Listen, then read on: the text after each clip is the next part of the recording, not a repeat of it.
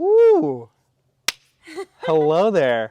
Welcome to beautiful Stone Lake, Wisconsin. This is not Stone Lake, but we are in the town of Stone Lake. And we thought we would film a Kinstretch class on location out here on the dock.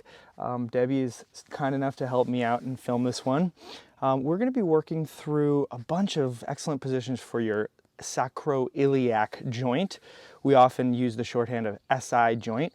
I'm going to just have Debbie come up to kneeling for a second and turn around so that we can get an idea of where on your body map that joint actually is.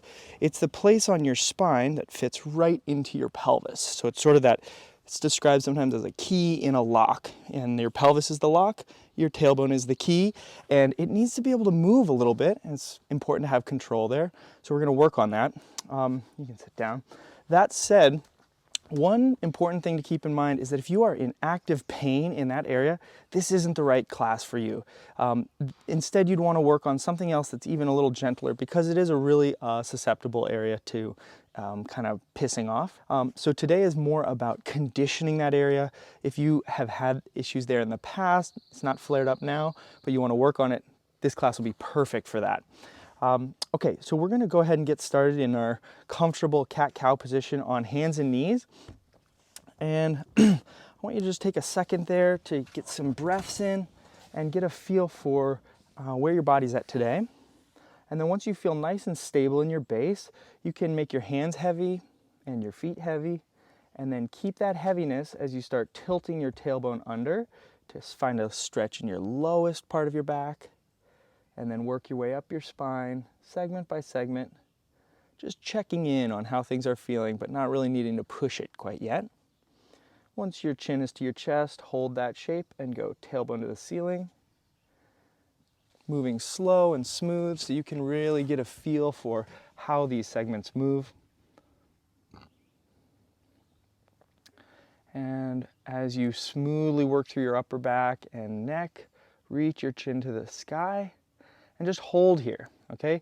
You're going to really pay attention to keeping your tailbone up now, not letting it move, and start this cat-cow motion now from your chin, pulling into your neck, stretching the back of your neck, stretching your upper back between your shoulder blades, maybe just going a little slower than you did on the first way up your spine. And noticing how the sensations are different when you move from the top down compared to the bottom up. Good. Take a moment to feel that tailbone curl under, and then start with your chin one last time, reaching your chin away, then reaching your neck open, stretching through your collarbones, lengthening through your sternum, really finding an active path through the motion of your spine. Good. And finish up nice and strong, reaching your tail and your chin to the sky, and relax that. Okay, very nice. So we'll come back to that later in the class to see how things have changed.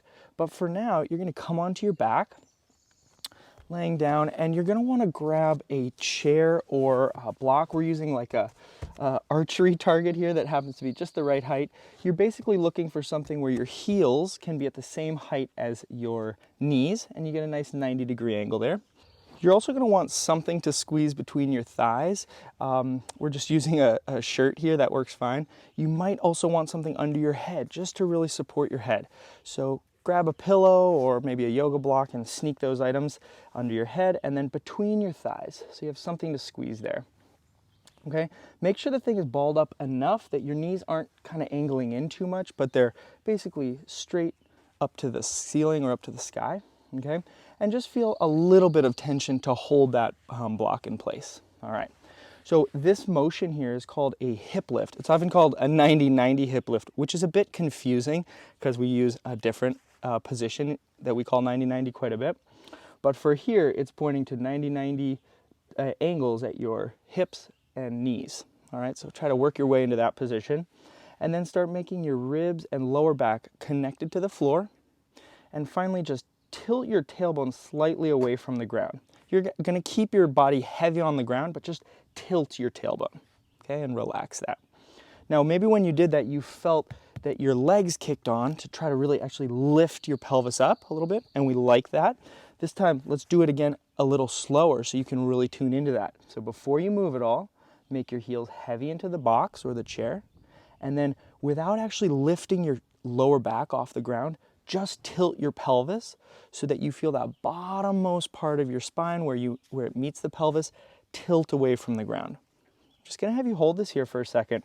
And the image I always like is that I could slide a piece of paper right underneath that SI joint, right underneath your tailbone, but it would not be able to slide under your lower back, under your lumbar spine, okay?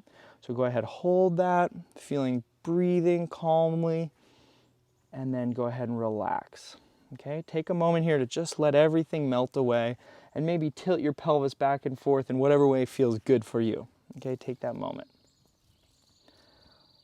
Good. Okay. Now on the second one, we're going to hold it again, but we're going to focus on nice, relaxed, but fuller breath. So you can see how much breath you can actually move in and out of your body while holding this position. So sequence it first with your heels getting heavy.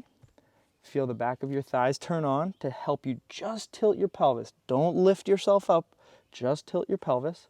And then this time, if you were using your arms, try to make your arms lighter on the ground so they're not really helping, even if they're resting on the ground. And then holding this shape, start a nice deep inhale into your body and then blow all the air out. Good.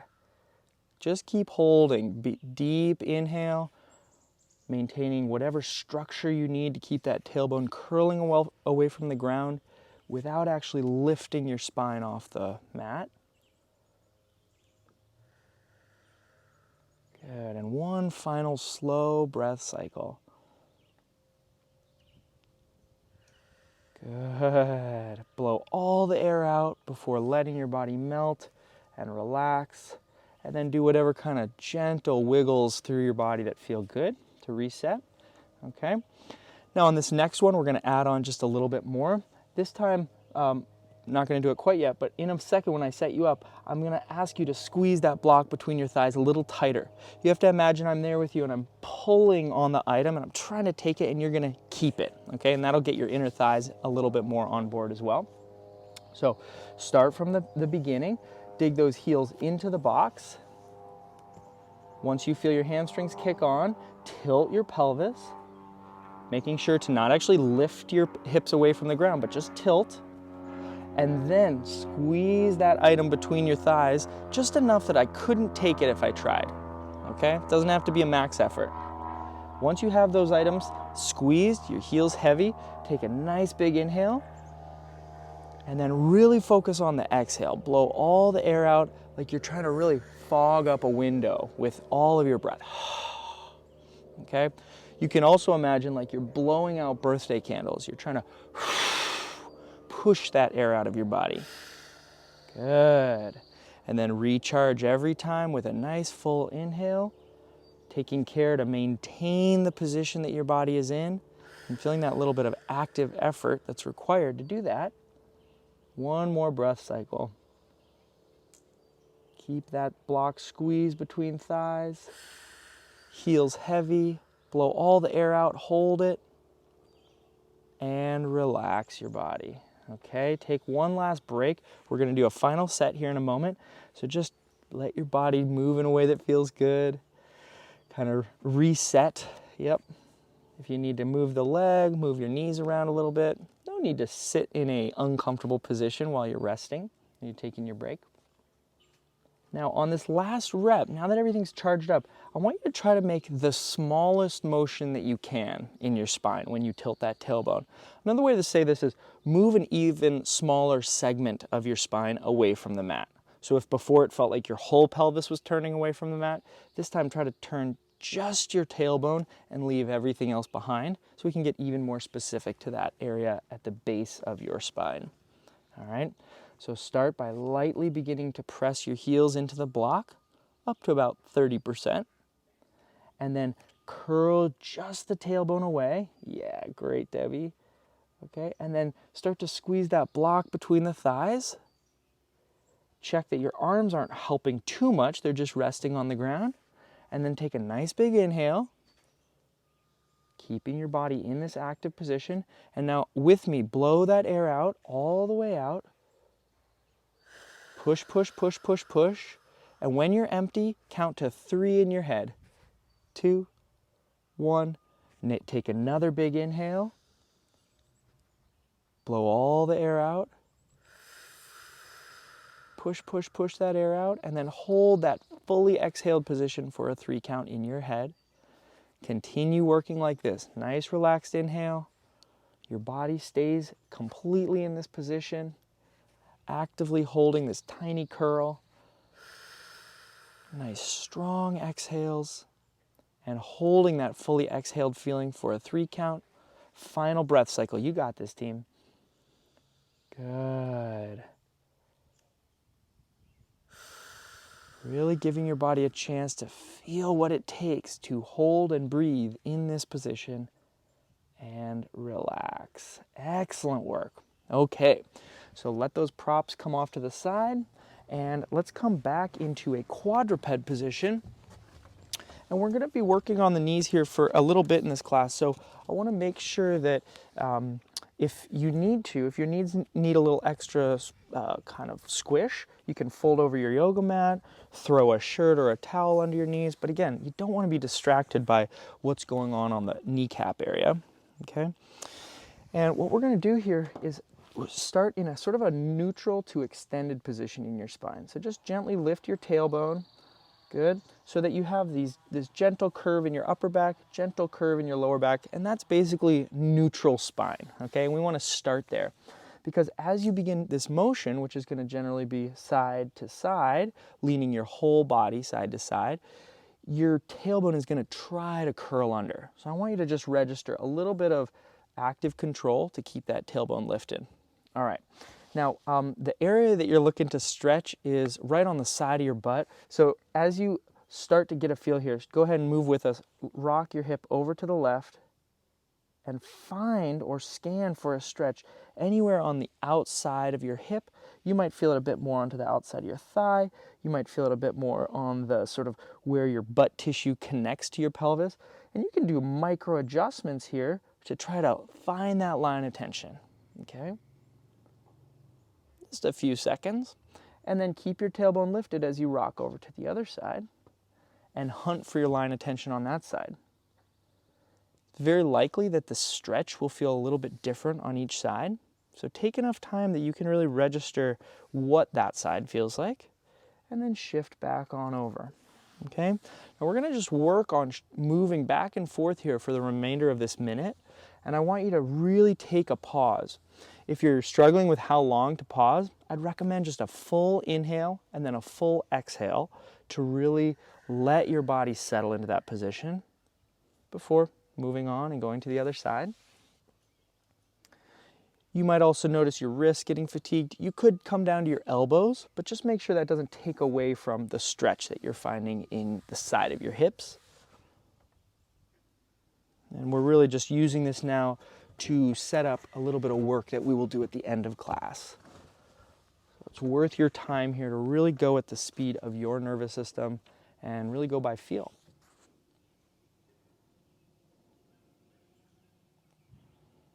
Great. Final side. Taking 10 more seconds to just breathe deeply. Excellent. Okay. So now from here, go ahead and lay down on the side of your body, and you can throw that pillow under your head again. And you're going to just set up so that we can now explore active control of that tissue you were just stretching. Cool. Okay. So start and walk your thighs straight out in front of you. Yeah, good. So you again have that sort of 90-degree angle at your hips. And then we're going to show this at first with no prop between your thighs.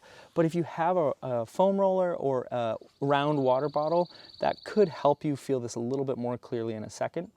So to get a feel here to start, just slide your top knee straight back so your thighs stay parallel. Oops. Thighs stay parallel, but you're just going to slide your knee straight backward. Yeah, there we go. And then you're hunting again for that same area of stretch that you felt before. Sometimes it can be hard to find it here. keep in mind before you were using your body weight to lean into that stretch, a little bit more active, or a little more tension. So here it's just going to be your own control of how much contraction you can find in your hip. So as we work through this, you're going to look for that stretch, kind of aim for that stretch. Okay. So really walk that knee back as far as you can, find that end range, and then dig your knee straight down into your bottom leg. Find your inner thigh contraction and see if that helps you pull your hip into more stretch. You get that a little more? Okay, good. Okay, now keep that knee slightly heavy into the bottom thigh and slide it back forward and even beyond your bottom knee. So now you're sort of doing the opposite. You're opening up your inner thigh and you're closing the back of your hip. All right, and then drive that knee back. And you'll notice if you go too far, your top knee will move away from your bottom leg. You want to show that for a second? Burp. Yep, and so that means you've gone too far. Keep that knee in contact and then slide it back forward again.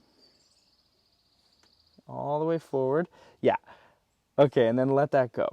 So you might notice your knees maybe don't slide alongside each other quite as smoothly as we might like. So this is where having that water bottle or that foam roller will really help. All right, so on this next one, we're gonna throw that water bottle into the mix. So just find a comfortable spot. It's a little cold. Surprising for Debbie. All right, and just a little bit of pressure goes a long way. You don't really need to crank on it because now you're gonna do that same motion again. Drive your knee back, feeling that contact maintained between your thighs. So your inner thighs are active to find that stretch, and then drive your top knee forward, keeping that squeeze on the water bottle. Good. All right, and just go 30 more seconds now, sliding and rolling, either with the prop or without. Good, and just take these reps to try to get a little bit better, a little bit more effective at getting into your stretchy spot each time your knee comes back. And relax. Awesome. Okay, we're gonna turn over and do the same thing on the other side. If the prop really helped you, I want you to use that. If not, you can leave it off to the side. Again, either option works well. So go ahead, just turn over. Yep. All right, so on this other side, you'll set up in the same way, knees pointing straight out in front of you, that prop, if you're using it, between your thighs. And then I wanted to show this angle just so that you could take a look and see that Debbie's not letting her tailbone curl under like cat-cow and lengthening through here. If that happens, you likely will not be able to find the stretch on the side of your hip. So take a moment to, again, find that neutral position in your pelvis and spine. All right, so go ahead and get started by sliding that top knee straight back. Again, hunting for that stretch in the tissue you found before when we were rocking side to side.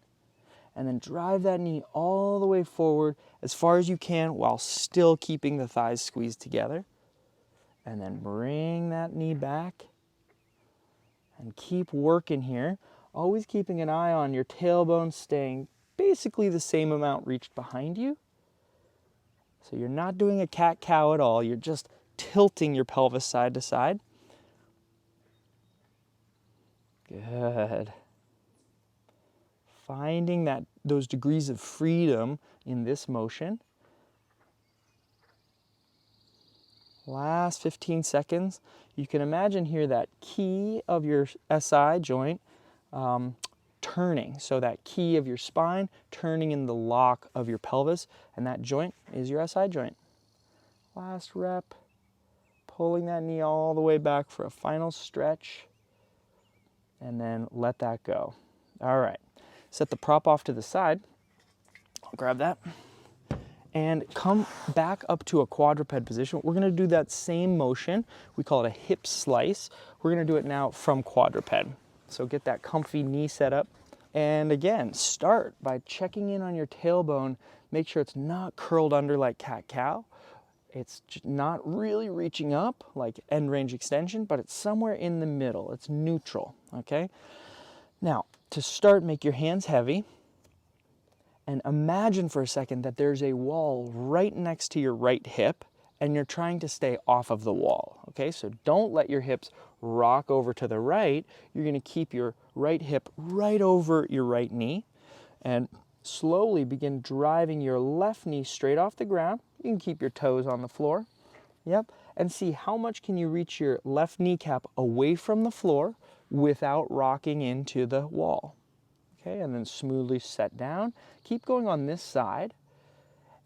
And if you keep your foot heavy enough and you keep your hand heavy enough, you might just be able to find that same line of stretch down the side of your hip, sort of back of your hip, and your butt tissue.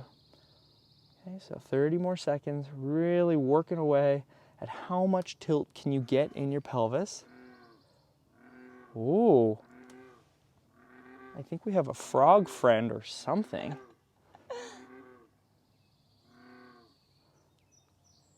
Okay, final rep. Finding that stretch actively, so your toes and your hands are working hard, and then smoothly set that down. If you need to give your wrists a little break, you can sit back or rock down onto your forearms. We're going to do the same thing on the other side. And I want to just name that anytime you're working from a quadruped position, it's basically a core exercise. So if that felt pretty challenging for you, you're probably doing it just right. If not, if it felt like pretty loosey-goosey, I challenge you to just make your hands feel a little bit heavier and be a little more strict about that wall, that imaginary wall. Okay, so set up onto your hands. Imagine that wall right next to your left hip, and you're going to work on lifting your right kneecap as high as you can without rocking over into that wall. Okay, and up and down. Good. Noticing that your tailbone stays a little bit extended behind you, your tail feathers, not letting your tailbone curl under, and starting to maybe feel your inner thigh tissue really contracting to reach your hip into that stretch. Might feel that, might not, but that's a target as you come back to rewatches on this class, is to feel that your inner thighs contract clearly. Nice, Debbie, good. Last 15 seconds, can you make that right hand any heavier? Your right toes any heavier? Final rep, really reaching as high as you can without leaning into the wall. Yeah. And then set it down. Excellent job. Okay. We're going to let those wrists break for a second and come onto your back. And this time you won't need any chair or prop underneath your heels. So just set your feet on the ground. Knees can bend to about 90 degrees. So in this setup, you're going to again work on that tailbone curl, but we're going to invite a little bit more motion now. So making sure your feet feel planted and your hands feel light on the ground. So you're not going to be pushing with your arms too much. You're going to be doing this motion with the musculature around your hips, okay? Begin with a very small tilt of your tailbone, just like we were working on before. And then ask just the ½ inch above that to also peel away from the mat. And keep going very slowly, only up to belly button level. So if you feel like the part of your spine that's behind your belly button is going to come off the ground, pause and start laying those segments that you lifted back down onto the mat. Good. And keep that active feeling going as you tilt your pelvis all the way in the other direction, like you're trying to reach your belt buckle towards your knees, but do your best actually to keep your ribs heavy into the floor. I told you it was going to be a small motion. Okay, and then flatten out your lower back again and start peeling your tailbone. When you get to belly button level, pause and actively lay each segment back down. So gravity isn't helping you at all, but you're in control of placing those segments down. Then make that tailbone heavier and heavier, keep your ribs heavy, and see how much you can tilt your belt buckle towards your knees or towards your toes. Good, and keep working on this, 30 more seconds. I invite you to make this as muscular as you would like. So this drill works really well at 5 or 10% effort to just gently move maybe a tender area of your spine if you've had some aches in through your lower back or a side joint. On the other hand, this is hardcore ab training if you choose to crank up the intensity and really fight for contraction in your belly button part of your abs, your waist, and even those muscles on your back side. Okay, final 10 seconds, moving at your speed. finding how much control can you gather through those lowest parts of your spine. 3, 2, 1, and relax. Okay, very nice. All right, so we're gonna finish up here, sort of grand finale, and work the parts of your hips that are right at that SI joint region. So come over into quadruped for one last hurrah. Okay, so all class we've sort of been focusing on finding stretches on the outside of your hip, contractions on the inside of your hip, on those inner thigh muscles, but now we're going to actually ask those tissues to do their shortening job, to do their contraction job, okay? So to start, I want you to actually do that same rocker we were doing at the very beginning. Tailbone stays up as you rock your way all the way over to the right. Good, and really find that stretch in the right side of your hip. Okay, now walk your hands a little bit wider so you have a super stable base, and commit to leaning your hips to the right as much as feels safe on that stretch. Okay, fire up your left arm to feel strong, and begin asking your left knee to reach straight out to the left and your toe so that you're holding the full weight of your leg here. 10, 9, 8, not letting yourself move to the left, but stay reaching to the right. 3, 2, and very smoothly set that knee and toe down, and then gently rock your hips over to the left side, keeping your tailbone lifted. Yep, there you go, and hunt for that line of stretch through the side of your left butt. Okay, yeah, take a moment to find it. Once you've found it, commit to not moving from that spot. So you're not going to let your body move except for that right knee and right toe lifting off the ground, holding it, squeezing all the muscles that do that lift for you. 5, 4, 3, 2, smoothly set it down. Good. Okay, take your time rocking back to the right. Make sure your tailbone's still lifted. Okay, there we go. Make sure you're still sitting back. Your body will try to rock forward. Okay, I want you to make an even smaller lift. So before you actually lift your leg, brace your body. Find the muscles that would lift your leg, but keep it on the ground. And only once you feel them clearly, smoothly lift your foot and your knee off the ground so that you're able to feel end range contraction even closer to the mat. 5, 4, 3, 2, and smoothly set it down. Okay, and now next one, moving in the other direction. Lean all the way over, find that stretch, adjust your body as needed, and then commit to not moving from this base position. Don't let your right leg lift yet, just find the contraction of what would take to make it light on the ground. And then once that's clear to you, then ask your leg to smoothly hover off the floor, or the dock in this case. Really finding that contraction for 5, 4, 3, 2, and melt it away. Okay, take a little breather for your wrist. We're going to do one final hold on each hip in just a second, but I wanted to just note, if you're getting into this position and you're like, no way in heck am I going to lift my leg off the ground, then I invite you to move a little bit out of that end range so that this time you can definitely get some height off the ground, so you have a little bit of lift.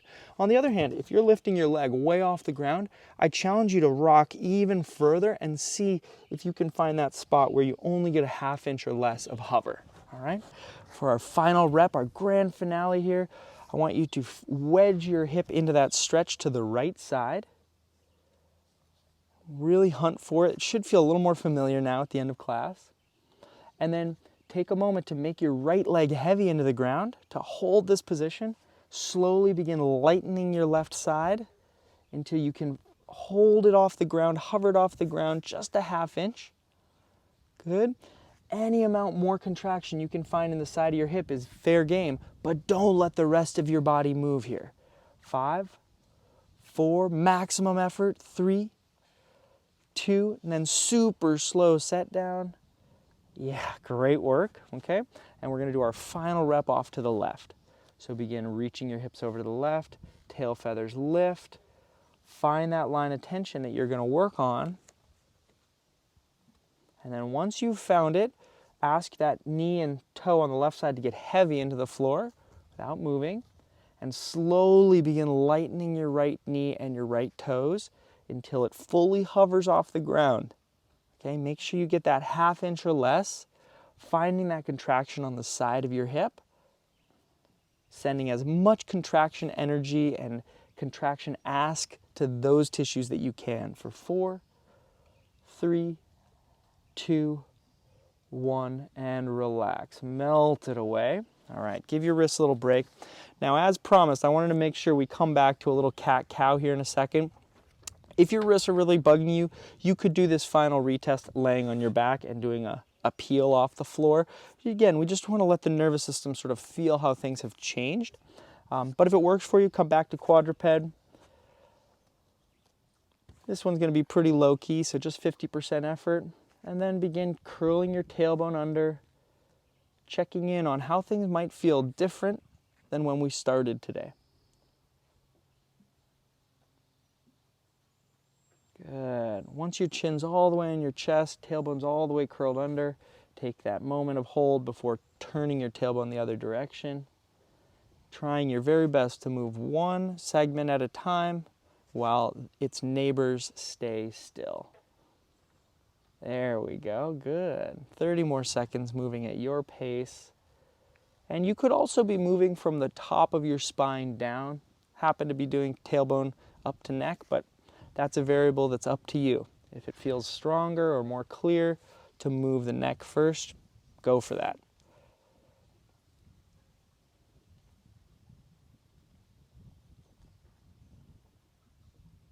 Staying at a medium effort, moving smoothly for 5, 4, 3, 2, and 1.